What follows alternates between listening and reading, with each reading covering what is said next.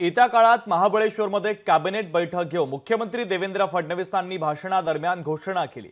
एकनाथ शिंदे सातत्यानं दरेगावात येत असल्यानं विरोधकांना टोला त्यांनी लगावलेला आहे। तर साताऱ्यामध्ये 2 ते 3 कॅबिनेट बैठका घेऊ असं आश्वासन देखील आता त्यांनी दिलेलं आहे। आम्हाला महाबळेश्वर भागात यायची संधी कमी मिळते म्हणून पुढच्या वेळेस 2-3 कॅबिनेटच्या बैठका आम्ही इथे घेऊ असं मिश्किल वक्तव्य मुख्यमंत्री देवेंद्र फडणवीसांनी केलं आहे।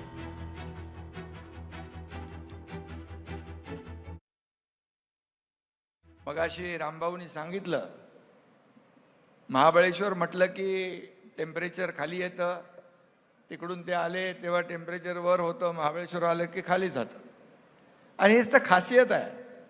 आणि म्हणून मुख्यमंत्री महोदय, मी जेव्हा गावी येतो तेव्हा इकडचं टेम्परेचर खाली असतं आणि मुंबईचं टेम्परेचर वाढतं। आपण या निमित्ताने महाबळेश्वरला येण्याची संधी दिली।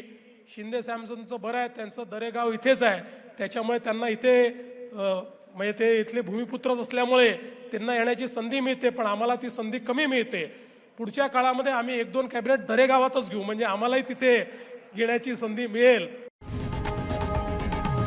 लोकशाही मराठी ऐका, पहा, जागरूक रहा।